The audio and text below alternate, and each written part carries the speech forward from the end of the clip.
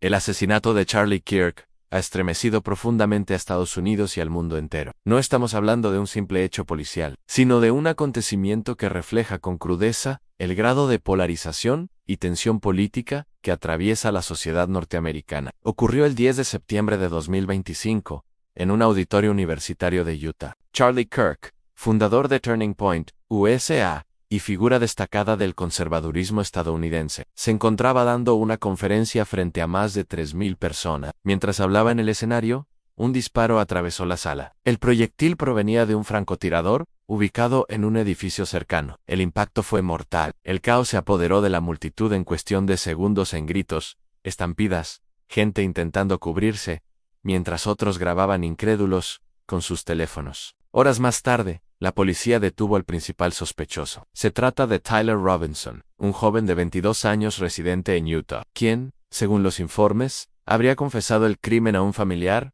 poco después de cometerlo. Las pruebas recogidas por los investigadores apuntan claramente hacia él. El arma utilizada rastros forenses, mensajes digitales que lo incriminan. Lo más inquietante es que en las balas encontradas había inscripciones a mano con frases cargadas de odio, como aquí fascista, atrápalo. Ese detalle no solo confirma la intención de asesinar, sino también el componente ideológico detrás del crimen. No se trató de un acto al azar, sino de un ataque planeado para enviar un mensaje político, un mensaje de odio. Y mientras Estados Unidos lloraba la muerte de una figura pública, otro hecho generó polémica a nivel internacional. El Parlamento Europeo, en Estrasburgo, rechazó guardar un minuto de silencio en memoria de Kirk. En la propuesta había sido presentada por algunos eurodiputados, pero fue bloqueada bajo el argumento de que Kirk era una figura demasiado controvertida, alguien que según ciertos sectores había contribuido a la polarización política y no debía recibir un gesto de homenaje oficial. Esta decisión desató un intenso debate. Para unos,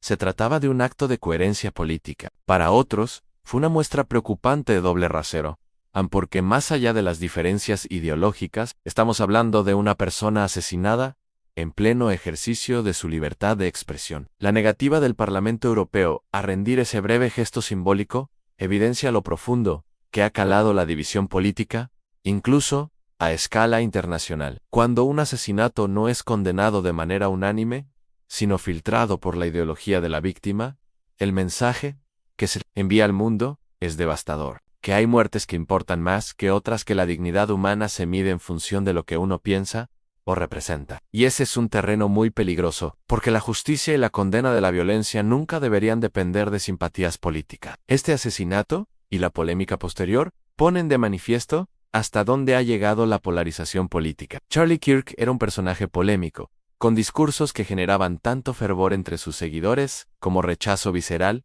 en sus detractores. Pero el paso de la confrontación verbal a la acción armada marca una línea roja que nunca debería cruzarse. Cuando el debate democrático se sustituye por las balas, lo que se erosiona no es solo la vida de una persona, sino la esencia misma de la democracia. La polarización, que en los últimos años se ha intensificado en Estados Unidos y también en Europa, es un terreno fértil para estos estallidos de violencia. Cada bando ve al otro no como adversario político, sino como enemigo absoluto. En East Climate, cualquier justificación se vuelve posible en deshumanizar al otro, culparlo de todos los males, convertirlo en objetivo. Y cuando alguien decide que la manera de acabar con las ideas contrarias es apretar un gatillo, entonces todo el sistema se resquebraja. Ya no hay espacio para el diálogo, ni para el disenso pacífico, ni para la confrontación de argumento. Solo queda la violencia, y esa violencia amenaza con expandirse. El asesinato de Charlie Kirk también obliga a reflexionar sobre la seguridad en los espacios públicos y en los eventos políticos. Un auditorio universitario debería ser un lugar seguro, un espacio donde estudiantes y ciudadanos puedan escuchar,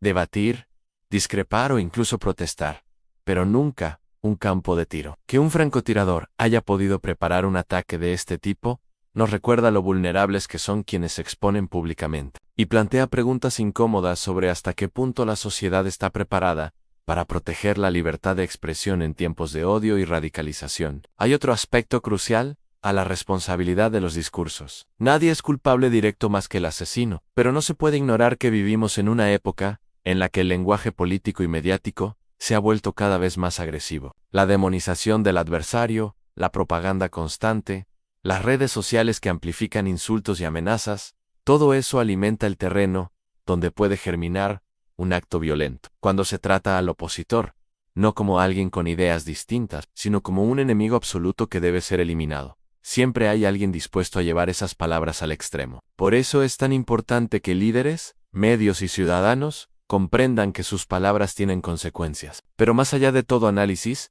este asesinato es, sobre todo, una tragedia humana. Un hombre ha perdido la vida en público, frente a miles de personas, por el simple hecho de expresar sus ideas. Y aunque se pueda estar en desacuerdo con Charlie Kirk, aunque sus posturas generen controversia, lo que nunca se puede aceptar es que alguien pague con su vida por lo que piensa o por lo que representa. Hoy Hugh Kirk, mañana podría ser cualquier otro. Y si normalizamos esta espiral de violencia, lo que estamos destruyendo es la base misma de la convivencia democrática. Por eso, este hecho debería ser condenado sin matices, de manera unánime. No se trata de simpatizar con la ideología de Kirk, ni de justificar sus posiciones. Se trata de defender un principio que nos involucra a todos en el derecho a disentir sin miedo, el derecho a hablar sin temor a ser silenciado a tiros. La democracia no puede sobrevivir si quienes participan en el debate público corren el riesgo de ser asesinados por sus ideas. El asesinato de Charlie Kirk debe quedar en la memoria como una advertencia, una llamada de atención sobre lo que ocurre cuando dejamos que el odio y el fanatismo